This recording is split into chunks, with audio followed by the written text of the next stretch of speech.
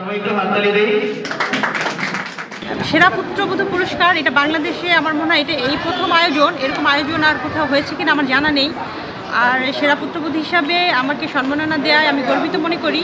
তবে শ্বশুর শাশুড়িকে তো আর পুরস্কার পাওয়ার জন্য সেবা করা হয় না, এটা তাদের দায়িত্ব থেকে, প্রতিটা ভোর মানে পুত্রবধূর দায়িত্ব থেকেই এই মানে সেবা যত্ন করা উচিত আমি মনে করি।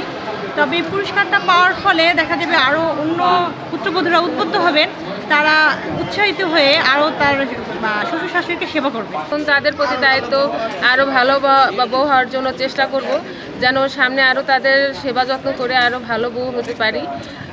কারণ এটা শুধু সাধারণ পুরস্কার না, এটা আমার 15 বছর বিবাহ জীবনের এটা সেরা পুরস্কার। যে না আমি 15 বছর আমার শ্বশুর শাশুড়িকে ভালোবেসেছি, তার বিনিময়ে একটা পুরস্কার পেয়েছি।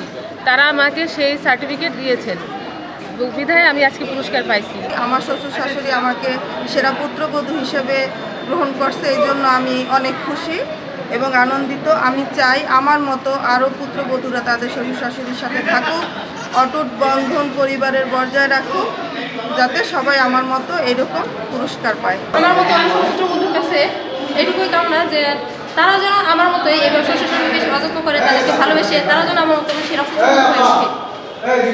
আপনার কেমন লাগছে পুরস্কার? এই পুরস্কার পেয়ে শ্বশুর শাশুড়ি আমাকে এই পর্যন্ত নিয়ে এসেছে। তারা যদি এইভাবে আমাকে ভালো না বাসতো, তারা যদি ভালো না হইতো, আমি এই পর্যন্ত আসতে পারতাম না। তাই এই পুরস্কার ভালো লাগছে। শ্বশুর শাশুড়িকে অনেক ধন্যবাদ।